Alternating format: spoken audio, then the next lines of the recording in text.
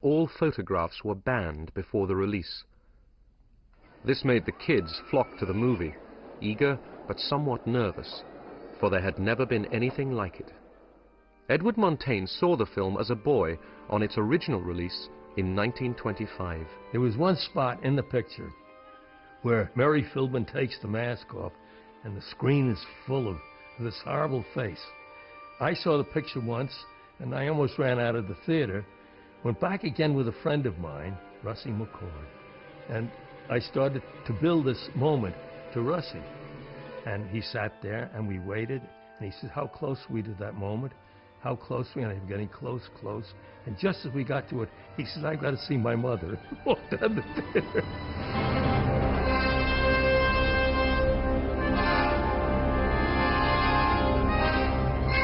Chaney frightened people, there's no question about it. He was a genius.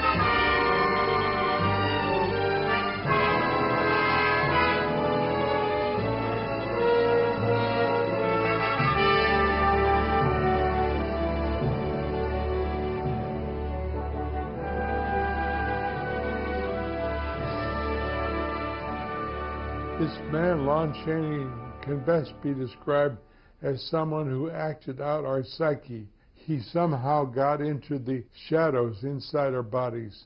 He was able to nail down some of our secret fears and put them on the screen. We would go wanting to have the hell scared out of us, and he usually accomplished it. We would always try to pick a seat near the front so the image would be bigger and would scare us more. You couldn't help but laugh at Lon Chaney.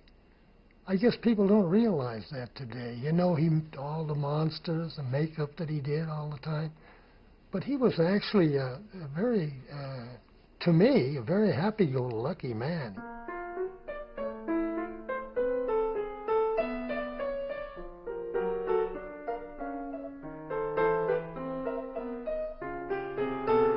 The Hunchback of Notre Dame, and that wonderful makeup, and his stature, and it reminds me of a dancer. He just dances through things.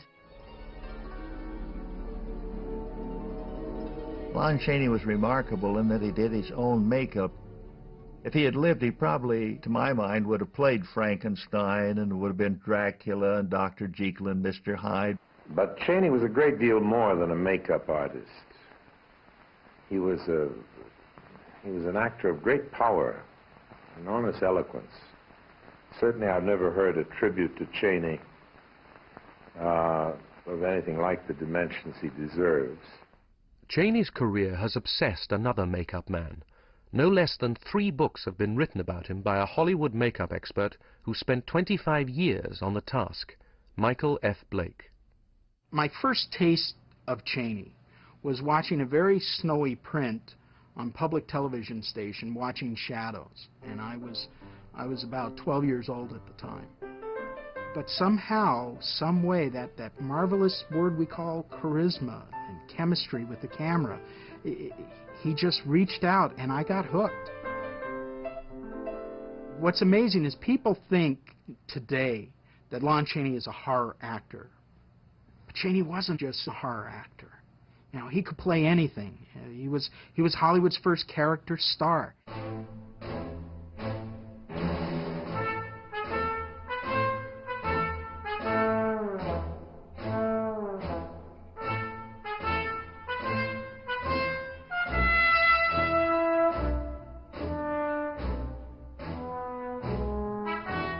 Chaney gave such life and depth to his characterizations that his films are invariably more than just melodramas.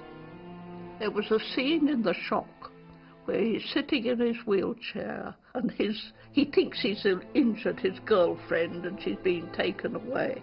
And the expression on his face, it was so sad. It said everything. It said sorrow, regret, pity, everything. After that, every afflicted person, every cripple has been special to me because of Lon.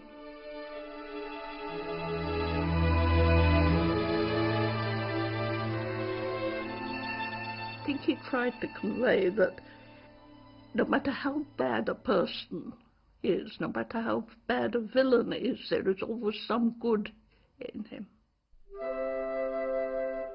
One or two of his performances may seem old-fashioned now, but most are as realistic as Humphrey Bogart, whom he sometimes resembles. Yet he is remembered mainly for the fact that he frightened people. Lon Chaney's gonna get you if you don't watch out.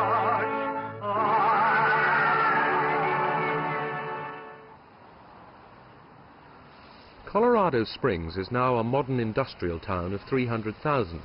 When Leonidas Chaney was born there in 1883, the population was a mere 6,000. In this colorful mining town, his maternal grandparents had founded a school for the deaf, which is still there today. His parents were deaf mutes. Frank had met his mother, Emma, when she was working at the deaf school, and they settled in the town. Years later, when Frank Chaney had moved to Los Angeles, he lived in this house opposite Malcolm Sabiston, a child actor in silent comedies. Lon Chaney used to visit Malcolm at the studio and watch him work because the boy was friendly with his stepmother, Cora, also a deaf mute. I liked her very much. I got started going over there when the other kids wouldn't go over there because they were afraid of her. She was some kind of a, excuse the expression, a monster. And they would stand around on the side, looking around the trees at her and everything. But I was curious. I wandered up there onto the porch. And she'd go in the house, come back out with a cookie. Several times he was over there, and he'd have a cookie along with us. So I believe that he came down to the studio because I cared for his stepmother. Lon Chaney always said his childhood was reasonably happy, but he had a difficult time. The first part of his life, from what I understand, has been passed down through the family. He didn't speak for the first several years of his life because he grew up in this world of silence outside of, the children. Let me state, the children didn't have any affliction as far as deafness goes. So the noise around the house was only by the children. The parents were quite silent. Lon Chaney's education at the Lincoln School came to an abrupt end when he was only 9. His mother fell ill. The family was living in this house on West Bijou Street, and Lon had to look after his brother and sister, but above all, his mother. Due to the fact she had a rheumatism, and not only she was bedridden, but she could no longer use her hands for sign language, so their only contact was through the eyes. Growing up in a deaf family was probably one of the best training grounds for Chaney because, as the deaf people say, he had a deaf face. You use your whole body, you use your face, your hands, you communicate everything because you don't have the ability to speak or hear. At the Opera House, his older brother was a stagehand, and Lon joined him in 1902. It was here that he first began to act. As a comedian, he is irresistible, said his first review, which also praised his dancing. He toured the Midwest in one-night stands. In 1905, he reached Oklahoma City and met a 15-year-old singer who came to an audition and ended up marrying him.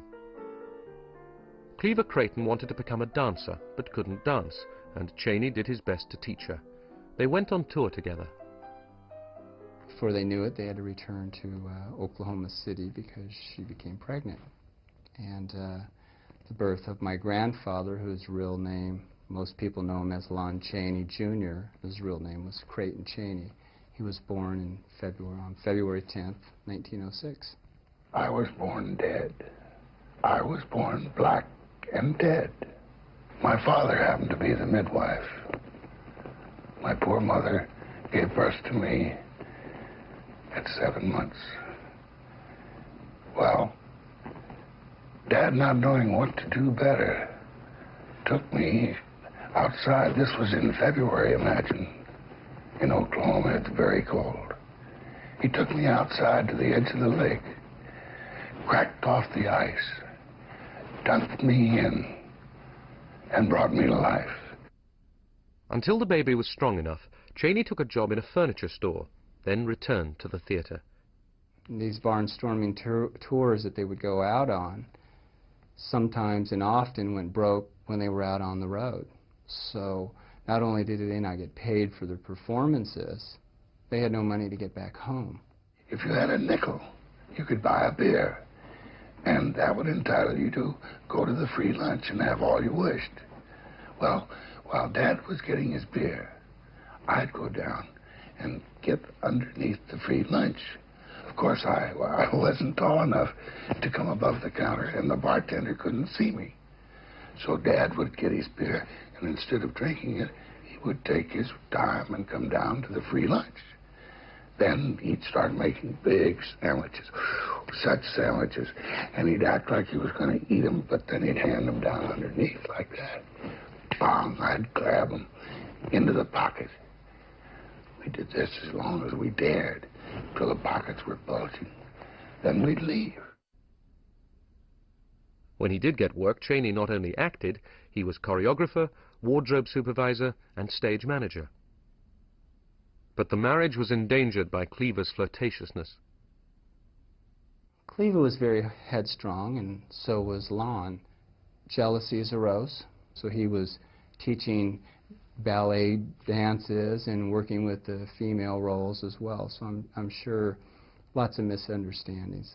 And by the time they came out to Los Angeles, Cleaver was still performing with him in various shows, but then she started to branch out. She took a singing job at one of the local cabarets in Los Angeles, and she became very, very popular, more so than Chaney did.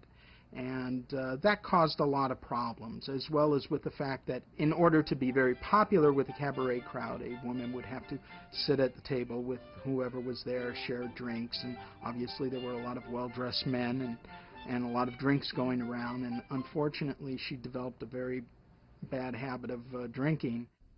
When Chaney prepared to leave with the Kolb and Dill Company, they had a furious argument about who was to look after Creighton. Cleaver refused. She had been on some various medicines that were prescribed for her nerves at that time, and she went. I think they couldn't resolve this. They had separated for a time before this event took place. They tried to reconcile. So after she finished her show, she walked over to the Majestic Theater in downtown Los Angeles, and standing in the wings of the theater, swallowed a vial of bichloride of mercury. It didn't kill her, but it did kill her singing career. And they separated in May after Chaney was assured that she would survive. After the separation, the Cheneys were divorced, and Lon never met or spoke about Cleaver again. Once the newspapers printed details of the scandal, Chaney could not stay in the theater. He was forced into the moving picture business.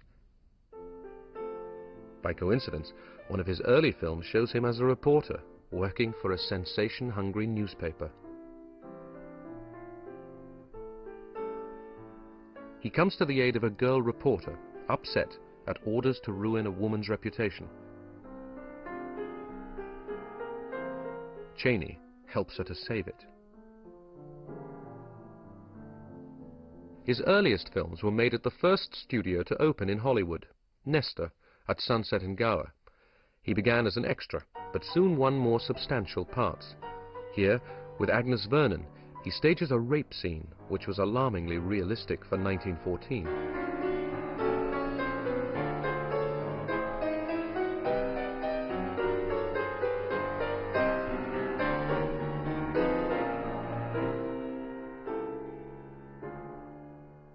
Universal moved out to the San Fernando Valley, and in 1915, a much bigger studio was opened, Universal City. Chaney became one of hundreds of actors trying to get work, but he had the edge on the rest because of his skill with makeup. This was the makeup case he used at Universal. It was an ordinary lunchbox, but out of it, Chaney conjured an extraordinary gallery. He had his makeups photographed so that he could judge what worked and what didn't on film.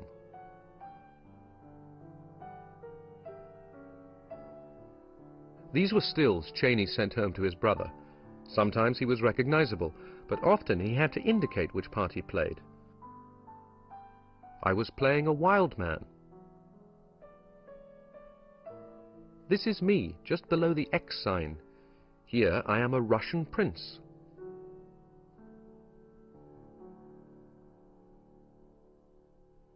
The films from Chaney's early career were almost all destroyed by Universal to recover the silver. Of 110 films he made for the studio, only 4 exist complete. Those that survive are often ravaged copies, too shrunk sometimes to go through a printer. But archives and collectors struggle to save what they can. The National Film Archive in London saved this earliest example of Chaney playing 2 roles, both hunchbacks, one in a vision, the other, in reality, a fisherman. A collector in England rescued this film, which displays the beauty of Chaney's movements, even if the acting style belongs to the stage.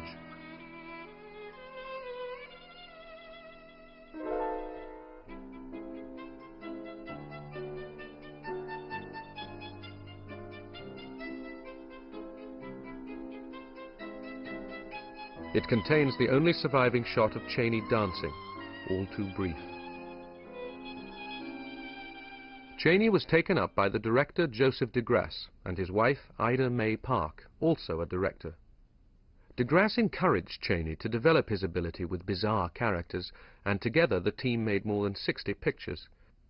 During this period, Chaney began directing films himself, and he even tried script writing. But he wasn't allowed to carry out his ideas, so he returned to acting. In The Scarlet Car, directed by de Grasse, Chaney plays an elderly bank teller who catches his employers cooking the books.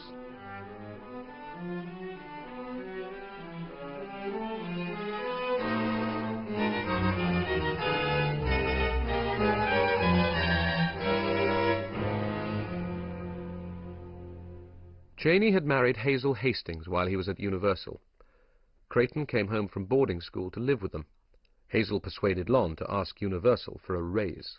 He had asked for $125 a week and a 5-year contract, and the studio manager, William Sistrom, refused. He says, "You're never going to be worth more than $100 a week." He left, but outside Universal he endured weeks of unemployment. His career was saved by Western star William S. Hart, who gave him an important part in a film now lost. This surviving scene came from the archive in Moscow.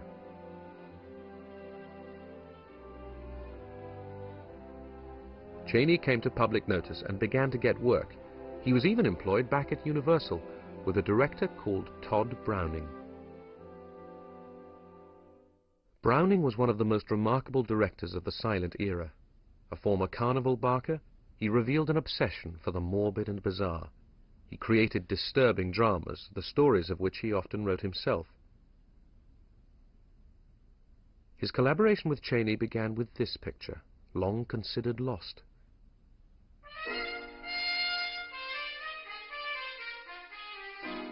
He presented the underworld with an uncompromising toughness. He never allowed his characters to look like actors. Here he signals to his audience that Priscilla Dean is playing a streetwalker, having trouble with her shoes. He throws in a dope addict.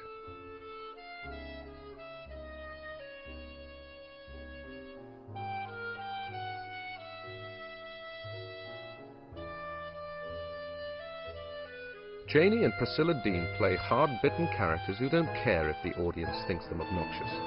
This was startling at the time.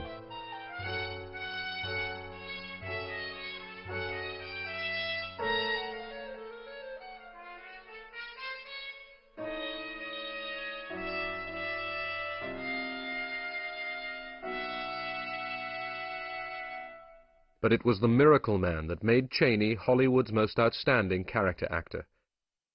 He played one of 4 crooks who tried to cash in on a series of apparent miracles performed by a blind faith healer.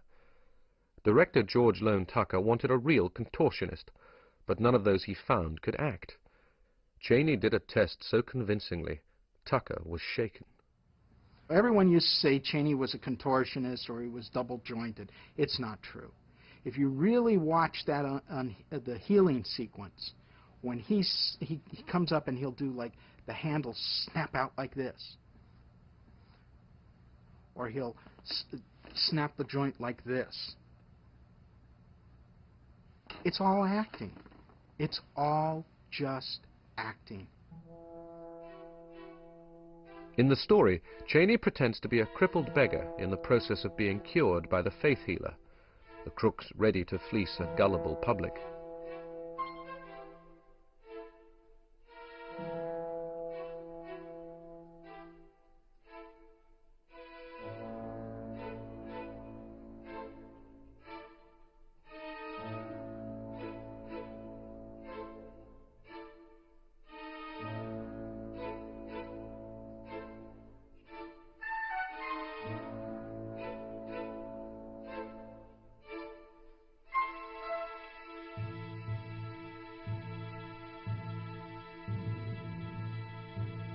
Then a real miracle occurs.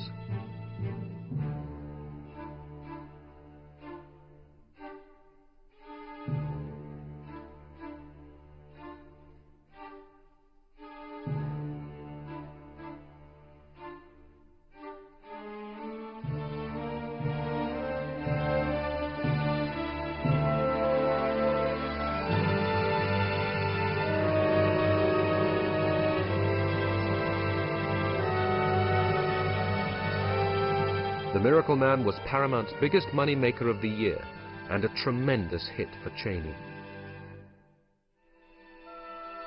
Chaney's fame brought him no leading man parts, but more character roles. Here he plays a Canadian trapper, supposedly lost in the mountains. Chaney loved the mountains, and location trips like this were a holiday for him.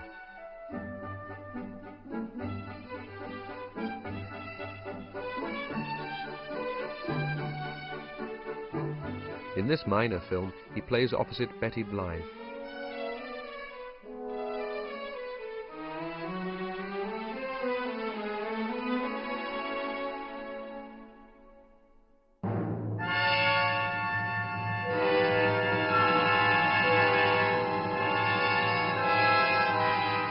The Penalty is a forgotten masterpiece, so brutal that protests appeared in the press.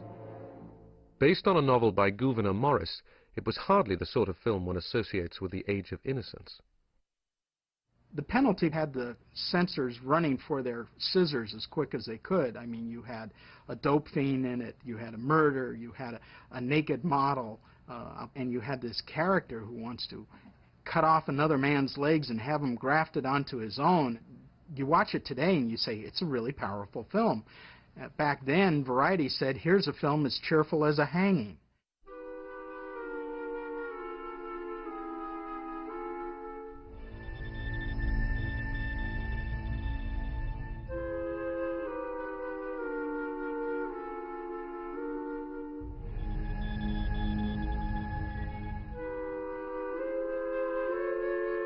Chaney plays Blizzard, a gangster whose legs were amputated when he was a boy by this girl's father.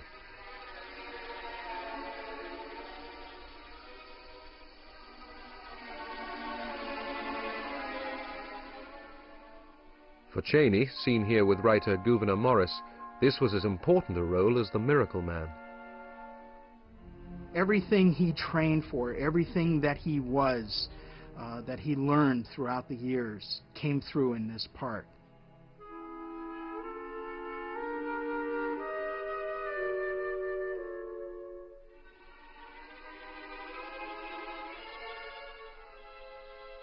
Chaney actually strapped his legs behind him, walked on his knees, and refused to do trick angles.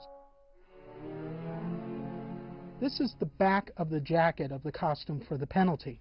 You'll notice the lower portion here of the jacket is very long, much longer than in the front, and has a wider swoop in the back. This was designed so that Chaney could hide his bent-up legs and still appear like a real double amputee to the audience. Chaney put his bent-up legs into these leather stumps, and then the oversized pants and the oversized coat completed the effect. The pain was so intense that Chaney could only stand wearing the stumps for 10-20 minutes at a time.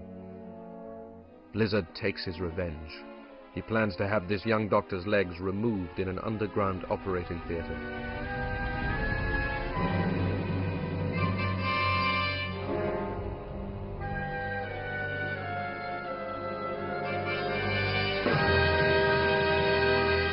Fascinated by the criminal mind, Chaney wrote articles on prison reform. He paid visits to the underworld as an observer. He was aided by law enforcement officers like William J. Burns, here visiting Chaney and Todd Browning on the set of Outside the Law. Outside the Law has to be a turning point in the Chaney-Browning collaboration. Of course, he plays the gangster Black Mike Silva. He's vicious, he's terrible, he's villainous. He's also got a real interesting streak about him. Chaney would do certain things with his characters. I remember once discussing this movie with a friend of mine who had seen it as a young boy, and he said, after I had told him I had seen it, he said, "Do they still have that scene where he picks up the tip?" There's a scene in the movie where they're all plotting to this setup of a murder, and so Chaney's the last to leave, and he pauses for a second, he looks down at the table, and he picks up the tip and pockets it. And it's a wonderful, I mean, it's a little piece of business. It doesn't mean anything, really, but it speaks volumes of the character. And then you look at what Browning did with the Chinese character. He had nothing to do with the story. The Ah Wing character that Chaney plays doesn't advance the story whatsoever. But Browning realized this was a good piece for Chaney. And if you compare his performance to the man who plays Chang Lo in the film, who's another Caucasian actor, Chaney is more Chinese than any other Caucasian actor around. It was courageous to make this film because of widespread prejudice against the Chinese.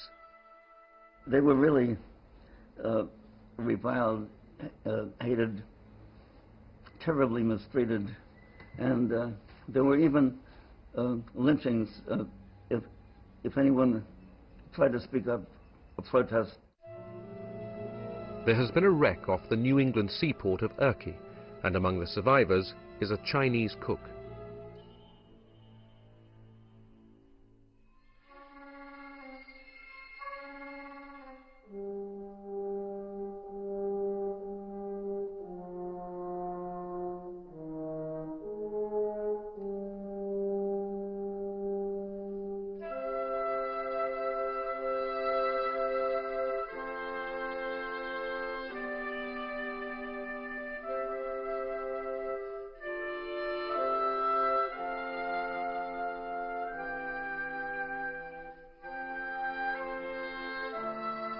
Remember how completely Lon Chaney was in that role.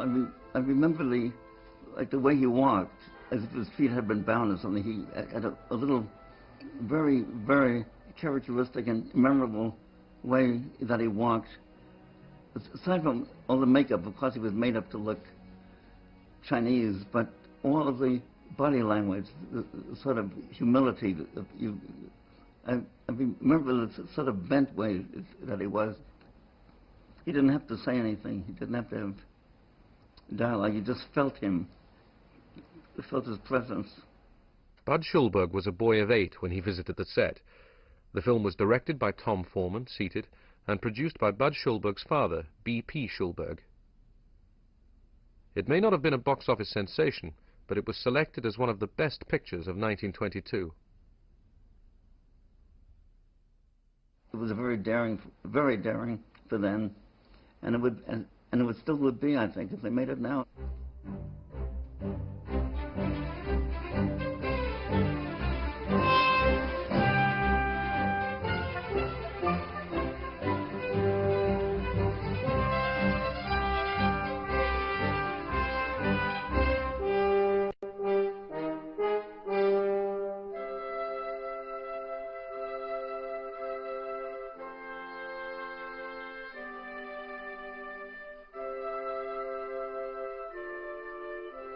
Chaney was so sympathetic in the role that he was able to make a connection with the audience, so that even people who might come in the theater hating the Chinese would come out with a different feeling that these were really, these people were human beings also.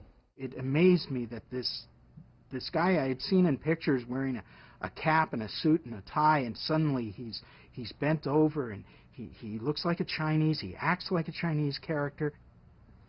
That's what one reviewer said one time in the 1920s. What else can this guy do?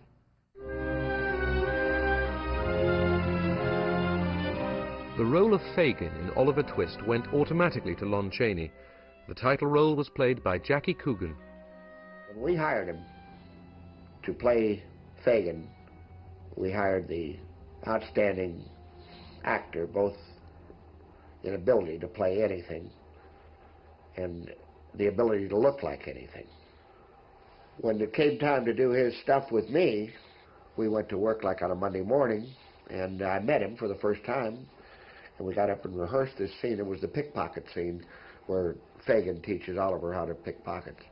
And my dad told me before that, he said, watch him. He said, he's a thief. He'll steal the whole scene from you. Be careful, do every trick. But we rehearsed, and we shot it in the first take.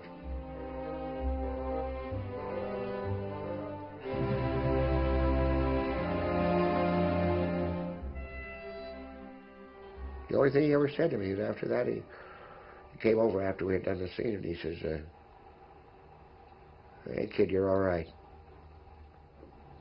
But he gave a wonderful performance. The same could not be said of this film, which began life as The Heart of a Wolf, with the highest credentials.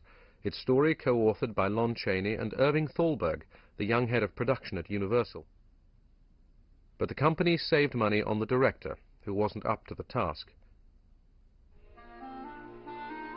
Chaney always said he needed direction despite his experience, otherwise he might overact.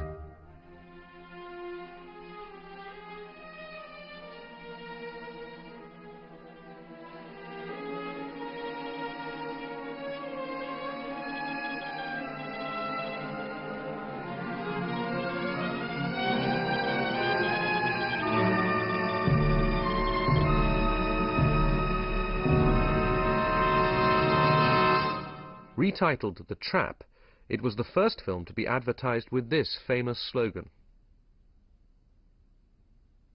The Shock was another for Universal, but it came in for severe criticism. Irving Thalberg received from studio boss Carl Laemmle a letter saying how disappointed he had been by The Shock and The Trap. I say to you, Irving, I'm worried about the future. I'm not going to see you produce any more flivvers.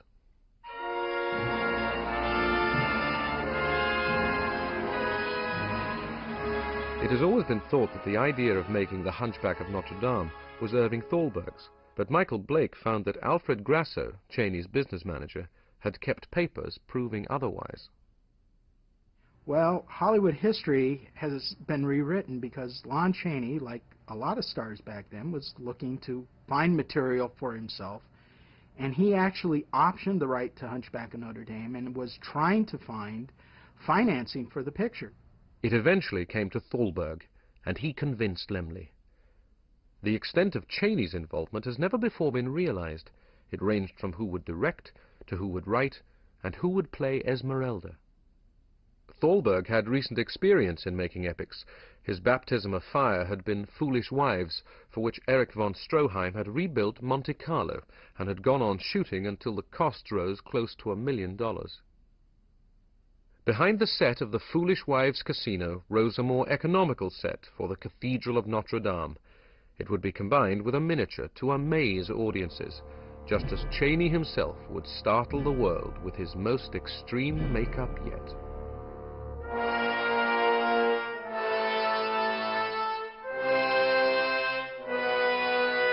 Chaney's inspiration came from an illustrated edition of Victor Hugo's novel. It meant that he had to alter his whole body. Making up took 3 hours a day and was extremely uncomfortable. Patsy Ruth Miller played Esmeralda.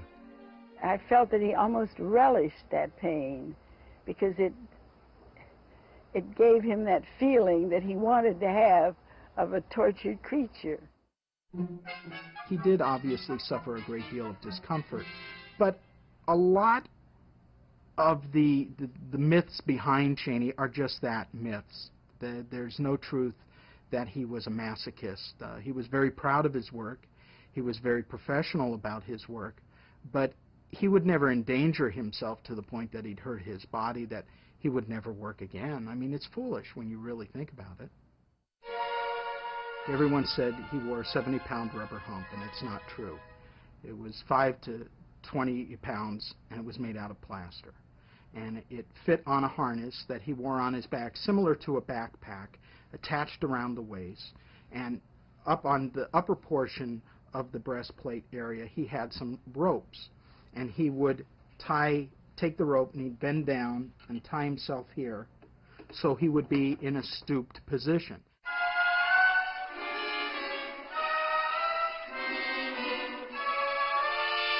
Chaney got his friend Wallace Worsley as director. Worsley had done The Penalty and 3 other Chaney productions. Wallace Worsley was the director, but in my opinion, Lon directed it more than Worsley did. One of the things that I learned about acting from him was that you don't have to feel the emotion enough to really cry real tears or tear yourself apart. I don't think he would have approved of the School of Acting bit.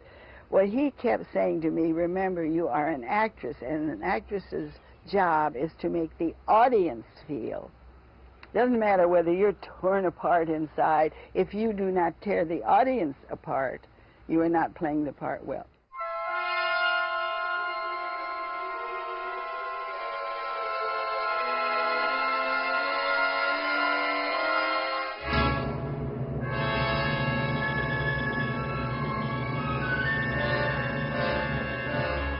He convinced me, even though I was 3 years old, that there was a hunchback somewhere in me. There was a shadow of this hunchback, even though I was a normal kid. But my feelings for him were so terrific that I burst into tears.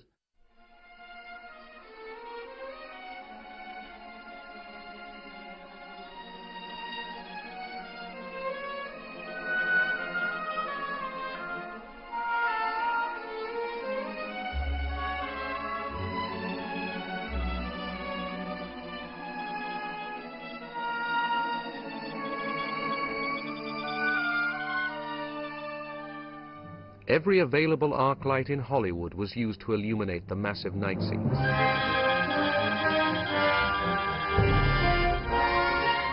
Quasimodo is besieged in the cathedral with Esmeralda as the Paris mob rises.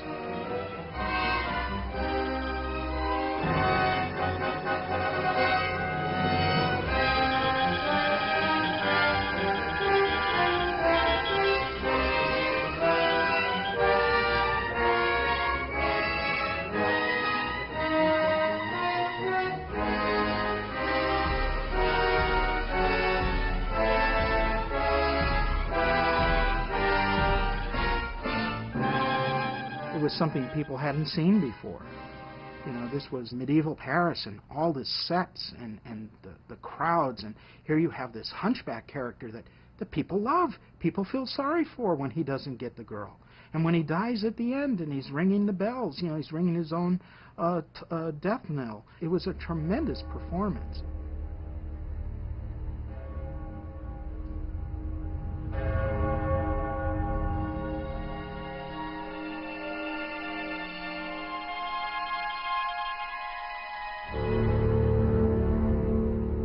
The Hunchback established Chaney as Hollywood's outstanding character star. His modest announcement that he was now at liberty was followed by a picture for Paramount and then one for a new company, Metro-Goldwyn, occupying the old Goldwyn studio at Culver City. In charge of production, Irving Thalberg. But MGM insisted on publicity, while Chaney was ambivalent about it. Chaney's approach to publicity was, I get more publicity if I say nothing and do nothing than if I stood there and smiled. For instance, a prime example is the 1925 MGM studio tour, which was made for the stockholders of Lowe's Incorporated. And they had all the MGM stars assembled on the front lawn in front of the dressing room row, and the camera pans by and you see Norma Shearer, John Gilbert, and everybody in it. And then as we come towards the end here, here's this guy with his back to the camera, and he's in a very animated conversation. And he turns just ever so briefly so you get a quick look at the face, and then turns back. And that was Chaney. He had embarked on a rare publicity tour for Hunchback, and thrilled this boy when his picture appeared in the papers. But he avoided interviewers, and the press regarded him as a man of mystery. Between pictures, he used to say, there is no Lon Chaney. He was what I would call a self-enclosed man, if you know what I mean. Not that he wasn't outgoing in many ways. He was very sweet. He was easy to chat with if you got him in the right mood when he wasn't thinking of his part. But he did not enter into Hollywood as such. I don't recall us ever being at any parties, and I don't think that many people knew much about his private life. He kept it private. His private life was private.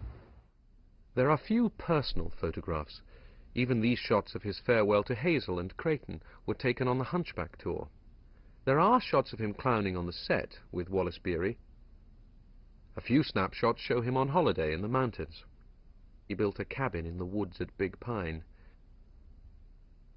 And there are home movies, taken by his friends, the Dumphys.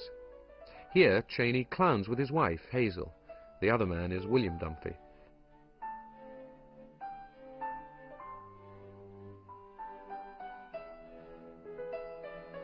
Little is known about Hazel, but they were a devoted couple. Chaney was so keen on filmmaking that he bought one of the first 16mm cameras. This still is the only evidence of his filmmaking. The footage he shot has disappeared. Chaney was no recluse. Here he is with Western star Harry Carey, with director Clarence Brown, with the new actress Greta Garbo. Chaney stood up for the best interests of the crews he worked with, and was generous with money and advice. One man he helped was Boris Karloff. He, of all people, gave him the best single piece of advice he had ever been given. It was at a time when my father was certainly an unknown, struggling actor, and a bit discouraged, and Chaney Sr. gave him a lift home. And in the car, my father was asking his advice, and Chaney Sr. said to him, "The best advice I can give you is to find something no one else can do, and do it better than anybody else can do it, and you'll leave your mark." Chaney was Metro-Goldwyn's first star in the company's first film. His director was from Sweden, Victor Seaström. Chaney co-starred with Norma Shearer and John Gilbert. The clown takes revenge on the men who have betrayed him. Tully Marshall as the Count.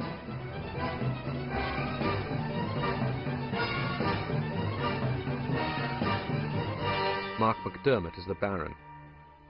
Chaney plays a scientist in the Andreev play. His discoveries are presented to the Academy by his sponsor, the Baron.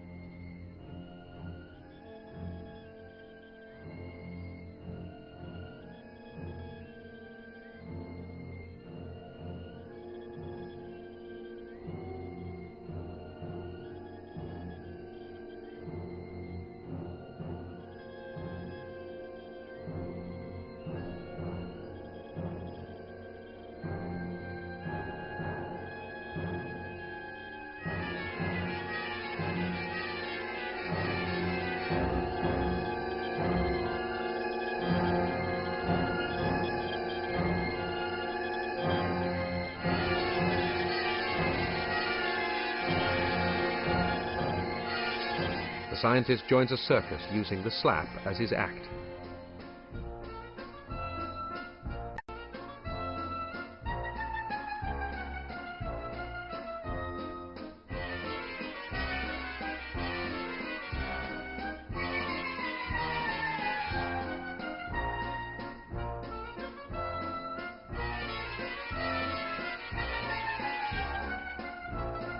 The clown sees the Baron among the audience.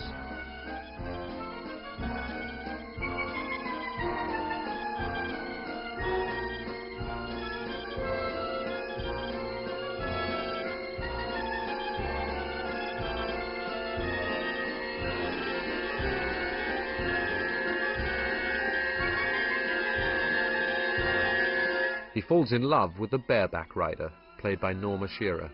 When he confesses his love to her, she thinks he's kidding and she slaps him. And he's devastated and your heart breaks. You're going, oh my God. You feel terrible for him.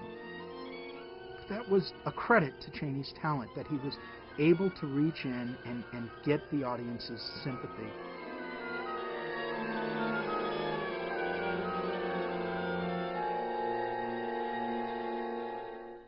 The history of Lon Chaney is the history of a sequence of unrequited loves in film after film after film.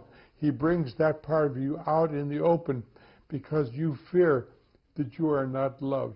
You fear that you never will be loved. You fear there's some part of you that's grotesque, that the world will turn away from. I think that's the quality that puts Lon Chaney above almost all the stars of his time. In The Unholy Three, the girl Chaney loves comes back to him as she promised, and he lets her go. Her gratitude is profound as she leaves for the man she really loves.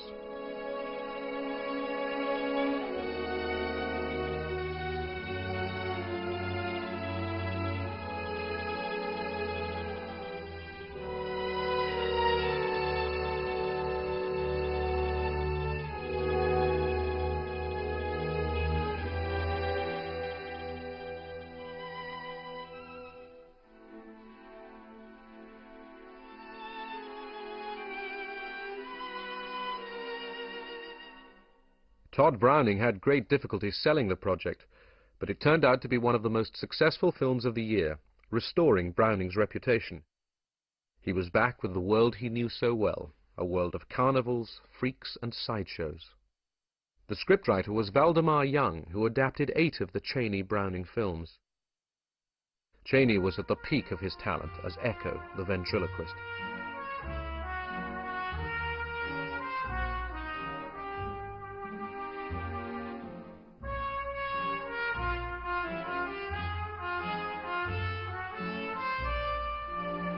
The Unholy Three.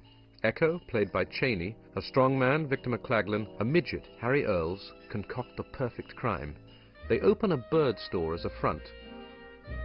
Mrs. O'Grady runs it. The old lady and the baby add a charming domestic touch. Nobody would suspect these gentle people of robbery or murder.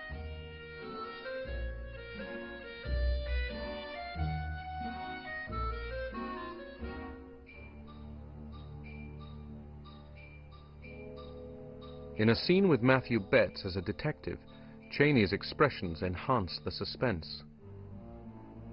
For the stolen jewels are in the elephant.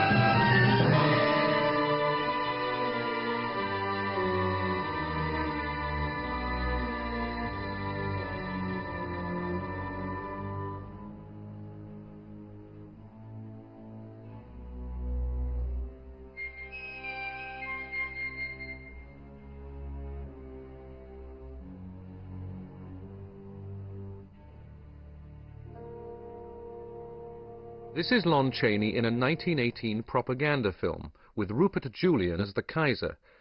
Julian never got over the Prussian officer pose and maintained it even while directing The Phantom of the Opera at Universal. There were rumors of tension between Julian and Chaney, but were they true? Oh, I know the problems with Chaney and Julian were true. Charles Van Enger, the cameraman, told me that they just hated each other.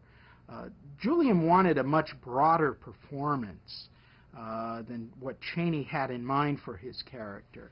And Julian, kind of coming off of replacing von Stroheim in the merry-go-round, probably thought, you know, he was as good as von Stroheim, if not better. And the relationship between Chaney and Julian quickly went downhill. Nonetheless, Julian did a remarkable job. The Phantom is at first sketched in by suggestion. People thought Universal mad.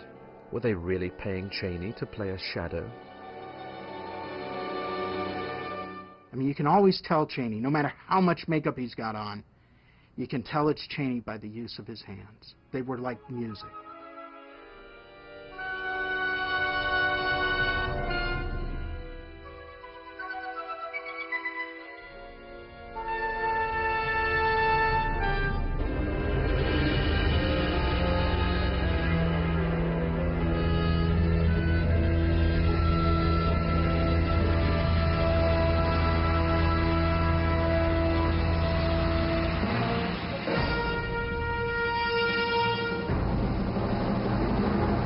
Some scenes were done in various color processes, Handschigel and Technicolor. There were certain scenes in all of his films that he knew were set pieces, like on top of the opera house, late at night when the lovers are up there, and they think they've escaped the Phantom, but he's above them in the wind.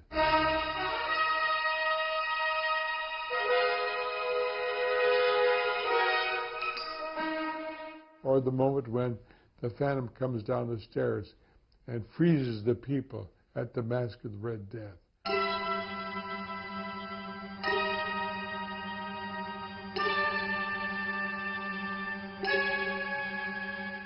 And then at the very end of the film, when the Phantom confronts the crowd and he rears back and he's got what they think might be a hand grenade or something in one hand, and he threatens them with a clenched fist, you know, and they all pull back.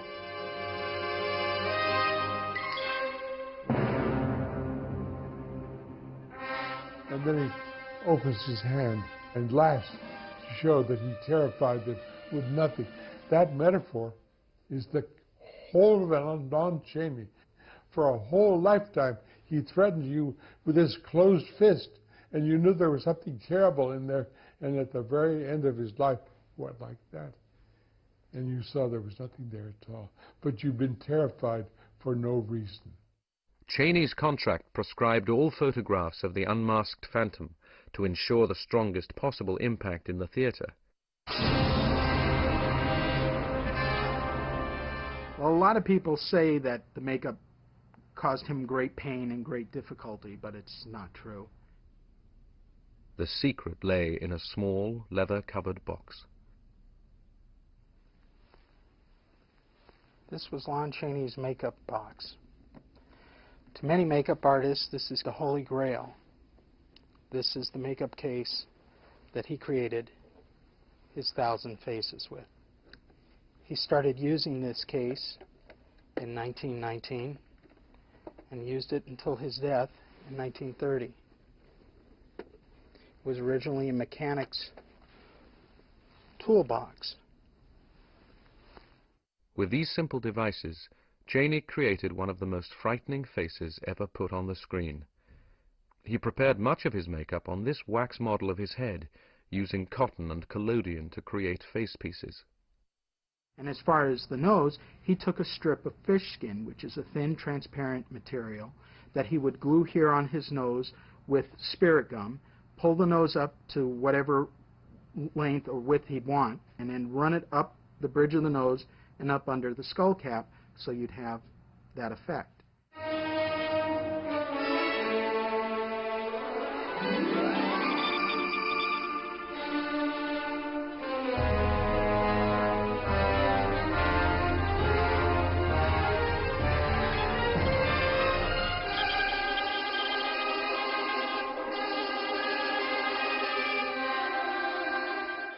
No one thought Chaney could ever improve on that. One of the very few who ever saw the makeup develop was assistant director Willard Sheldon, who watched him create an aged Chinese for an MGM film called Mr. Wu. So what he did, he got on a streetcar and he took a seat at the back end of the streetcar. He stayed in that streetcar till it reached the end of the line. He didn't care where it was going.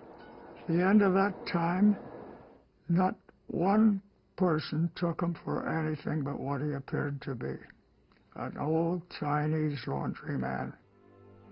In the film, the makeup became that of a 100-year-old Mandarin.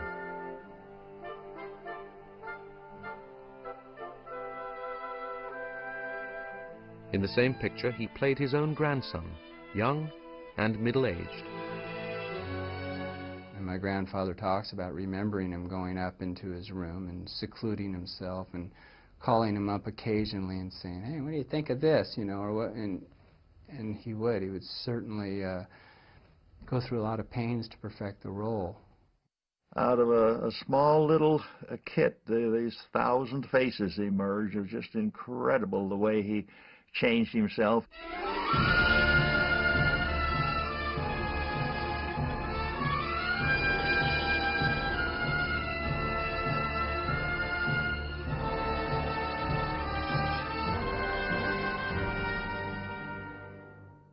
But then Chaney made Tell It to the Marines with William Haynes.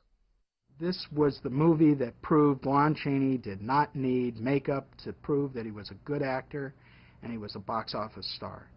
Chaney is just phenomenal in it. He is the character that you see in later films like To the Shores of Tripoli, Sands of Iwo Jima, the tough Marine sergeant who's going to mold this wise-mouthed, smart-aleck kid into a real Marine, and despite him being so hard and so gruff, he's really got a heart of gold underneath. Eleanor Boardman played a nurse who cares for both men, while the sergeant conceals his love for her.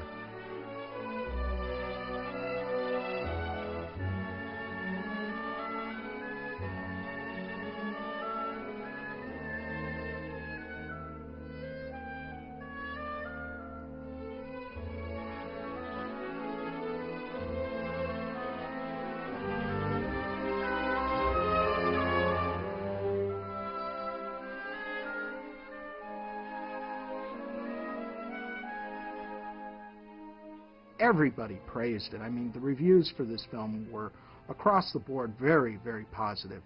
And I think the best review that was ever written for the film came in Leatherneck magazine, which was for the Marine Corps.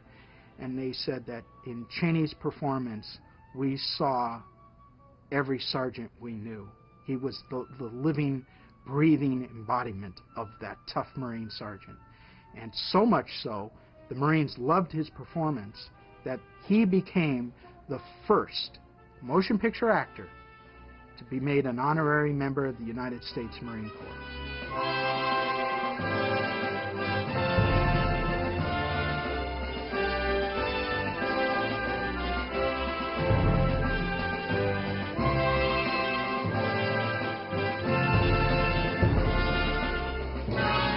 This was one of Chaney's favorite films, according to his wife, and he and Hazel made a rare attendance at the premiere.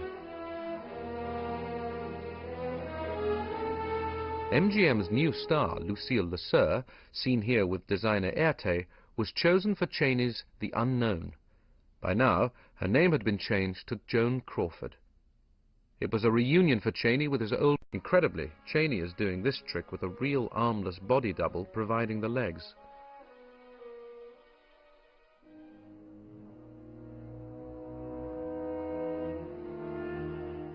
Alonzo seems a pleasant enough man who puts up with this situation until his secret is revealed.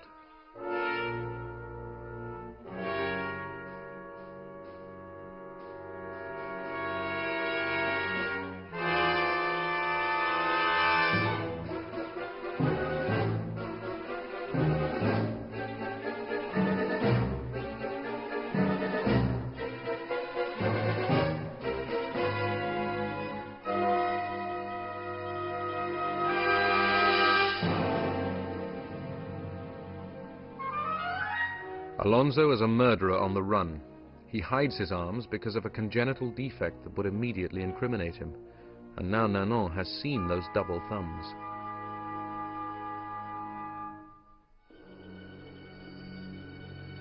He visits a surgeon and blackmails him into removing his arms.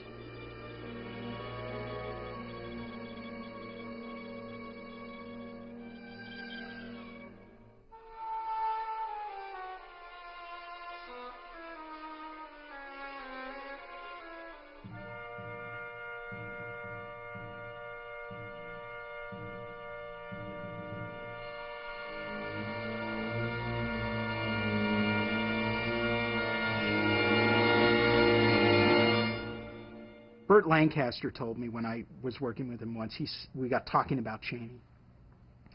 And Burt Lancaster said, the scene where Chaney realizes he's cut his arms off for nothing was the most emotionally compelling scene he's ever seen an actor do.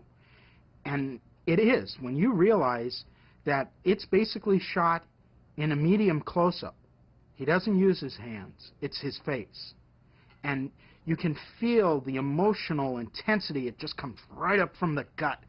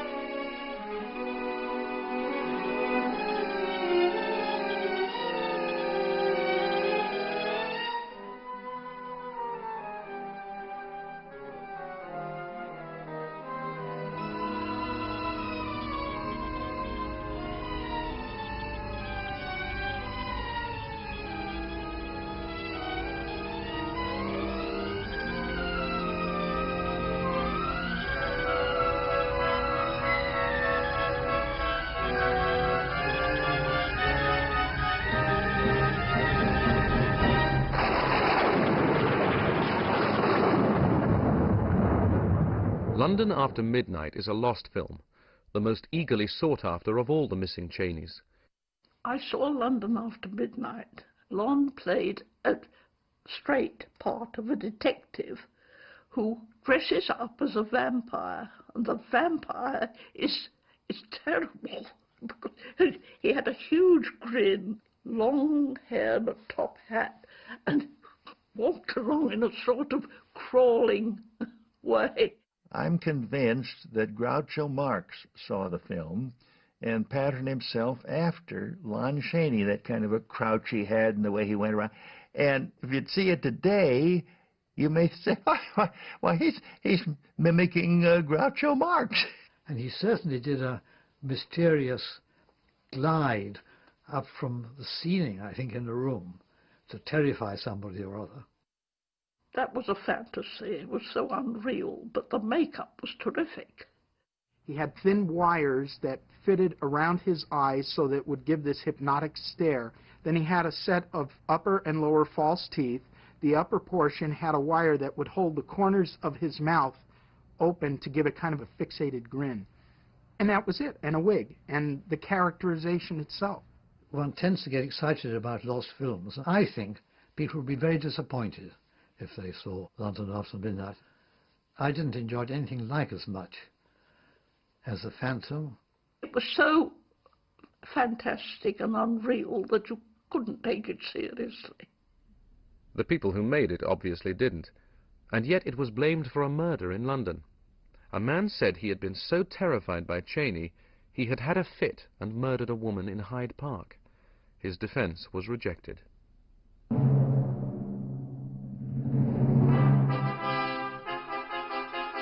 Laugh, Clown, Laugh saw Chaney cast again as a clown, Tito. It was the Pagliacci story, directed by the veteran Herbert Brennan. Tito performs a hazardous act.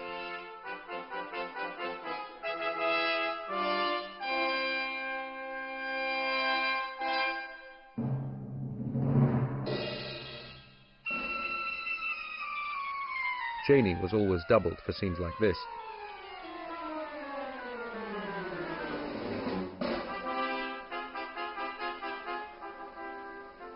This was said to have been the favorite of all his roles, the clown who loves the girl who loves someone else.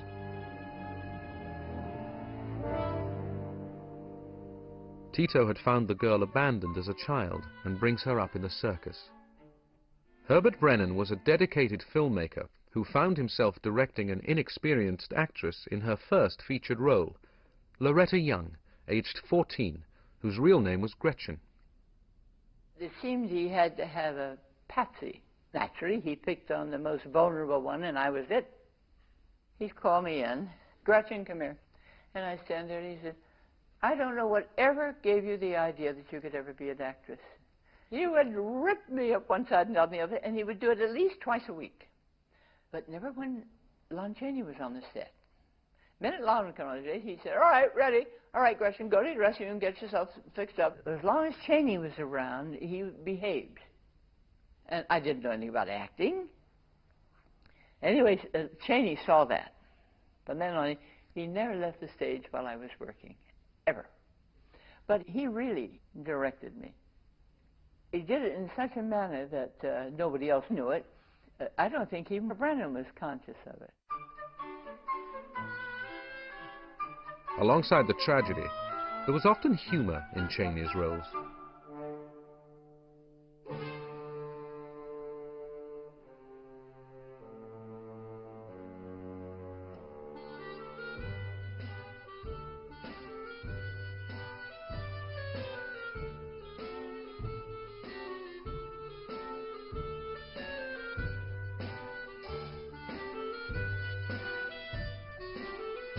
Chaney plays Froso, a magician who loves his wife and is horrified when she leaves him for Crane, played by Lionel Barrymore.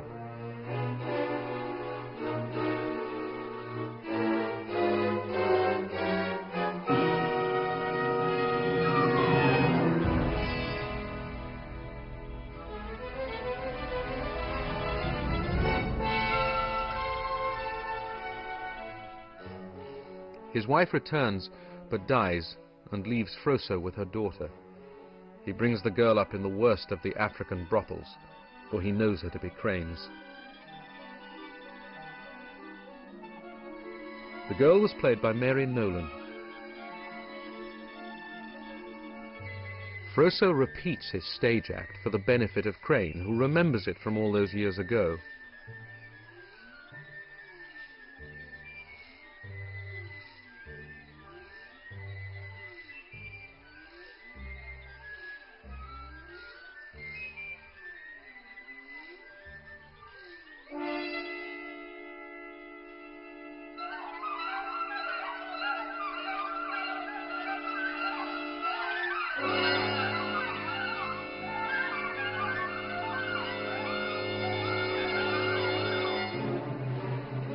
Froso tells him it is his daughter.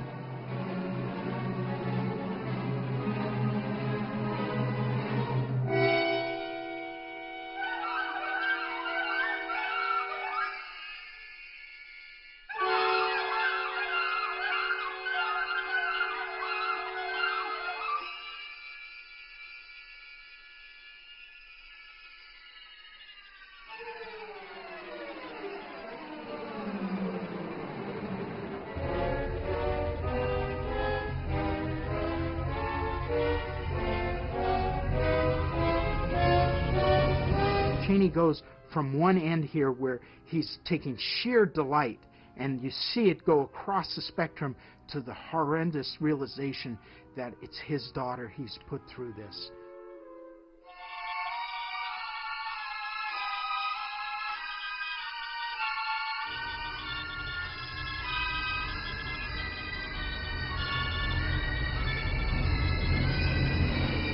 Tears well up in his eyes, and he's clutching at his throat.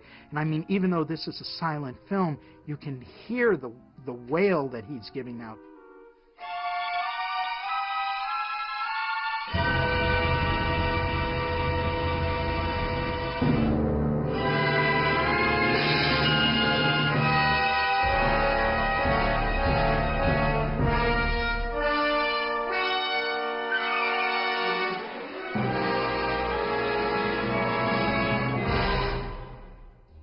While the City Sleeps was a character study of a detective close to retirement.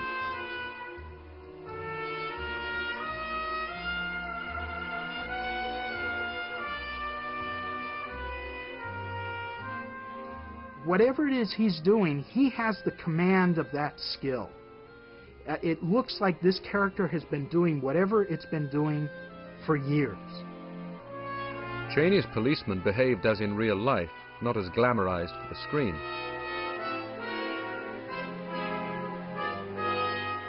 His character is secretly in love with the girl, Anita Page, but he tries to keep to a fatherly concern, brilliantly caught in this scene.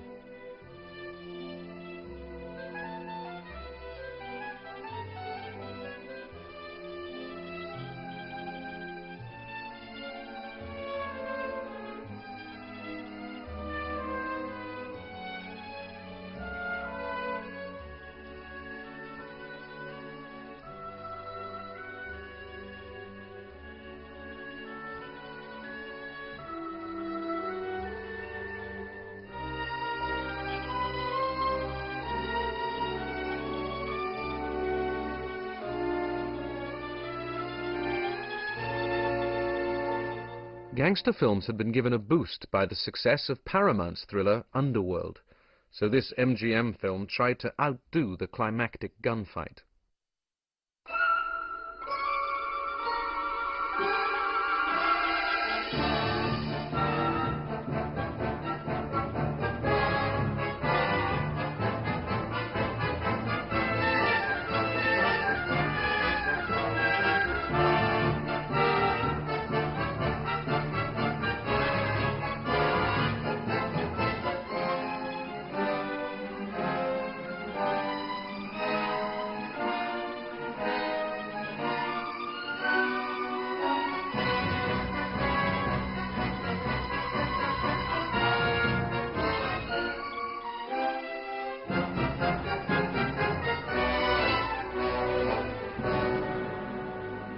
Lon Chaney's final silent film proved to be Thunder.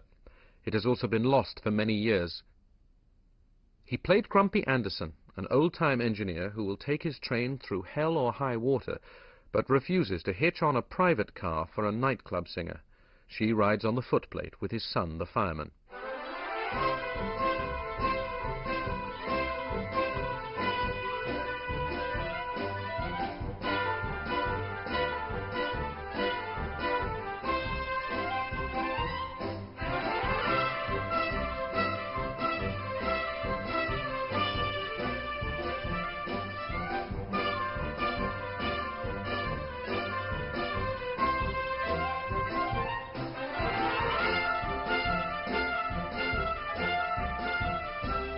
Make his character real, he found a pair of overalls that one old train engineer was wearing, and he made a deal with him.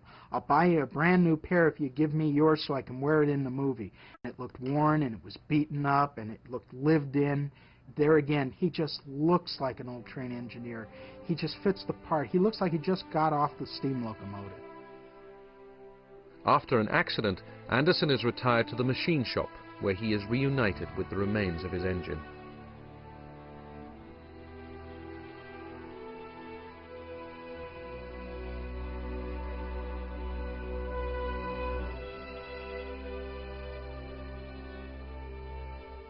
But it was a very trying film for Chaney. When he went on location from the warmth of California to Green Bay, Wisconsin, it was snowy. He caught a cold but kept on working in true Chaney fashion. The cold developed into walking pneumonia. He would, some mornings he'd show up very late, very apologetic, and nobody really knew how sick he was. And finally, as the picture neared an end, he had to stay out for several days at a time. And finally, the picture was shut down, I forget, I think for a couple of weeks, 2 or 3 weeks, and then picked up again. But I don't think anybody on the company realized how terribly sick he was. All right, everybody quiet, please. After the bell. Sound had arrived, and Chaney resisted it. He wouldn't talk, he said, because it might destroy the mystery. MGM made a musical with all their stars except Garbo and Chaney, but Chaney had a number devoted to him.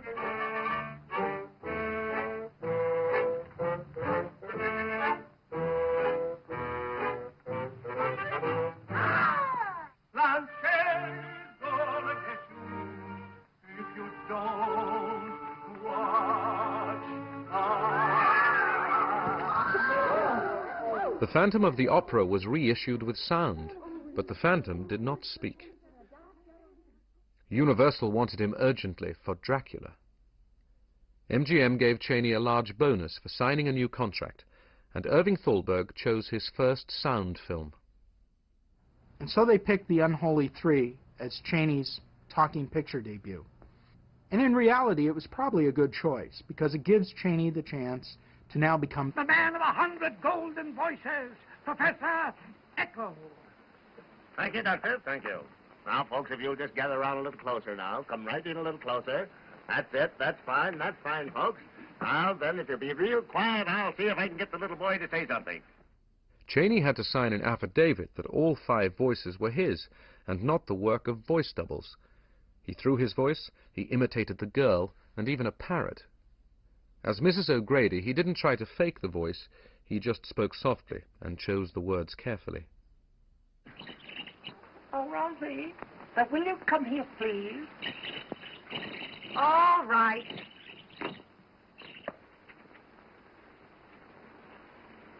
Come right in, Rosie.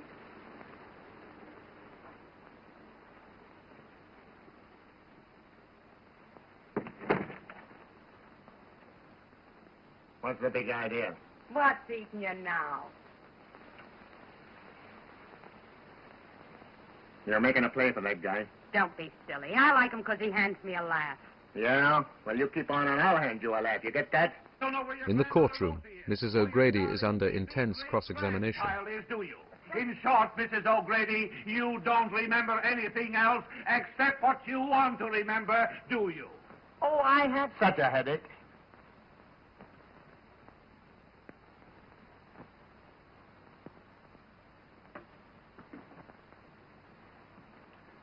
Well, I'm sorry, Mrs. O'Grady, if you have a headache. Thank you. I didn't mean to make you nervous. Oh, it's much better now, thank you. You see, I'm only attempting to drive the truth. Yes, of course. Now, Mrs. O'Grady. See, Your Honor, an imposter, an osprey. Order in the court. And then, of course, at the ending was reshot. Originally, the ending was like in the silent version, where Chaney goes back to the sideshow. Rosie comes up and says, I'm going to fulfill my part of the bargain. And Echo realizes that she really loves Hector. He says, no, you go on.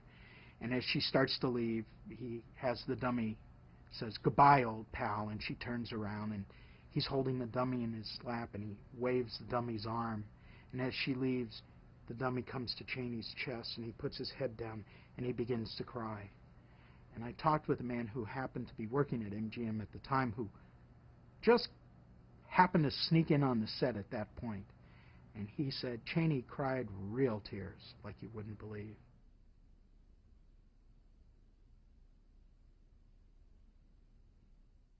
In the final scene, as reshot, Echo says farewell at the railroad station to Hector, Elliot Nugent, and Rosie, Lila Lee. By now, Chaney knew he had lung cancer. Well, I guess Rosie wants to talk to you now, so I'll say goodbye. Well, goodbye, kid. Good luck. Irony of ironies. Here's the man who is, through this film, Harry Earls told me he was struggling to get along because of his health. There were some days where he just didn't have the energy to get through the day. And Hector, as a way of saying thank you, gives him a carton of cigarettes. I brought you some cigarettes. Oh, swell. Thanks, kid. I don't know whether to laugh or cry. Well, why don't you do a little of both? You know the old gag. That's all there is to life. Just a little laugh, a little tear. I'll send you a postal card. Fades to black, and we see the end. that was Lon's last performance on the silver screen. 7 weeks after the film was released, Chaney died. He was 47 years old. I remember it was my father saw it first on the placards, because it was quite a sensation and when he came in with the news, I couldn't take it in. I did think the end of the world had come. No more Lon. The day he died, when I was 10 years old, was the end of the world. I thought, my God, Lon Chaney died here in 1930, and I'm only 10 years old. If he can die, that means me too. Nothing's safe. If this great man, this man taller than all the buildings in the world, who represents all the people in the world, if he can be taken away by death, then I'm vulnerable. And that was a terrible feeling to have. The funeral service was held at the Cunningham and O'Connor Funeral Home in downtown Los Angeles.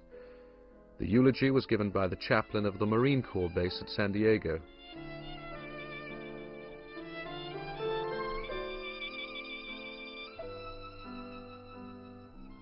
Hazel Chaney was in a state of collapse.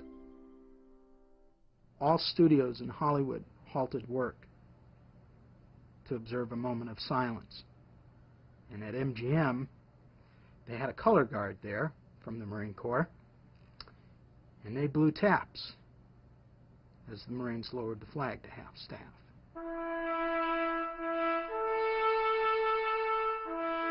Chaney was interred at Forest Lawn Cemetery at Glendale.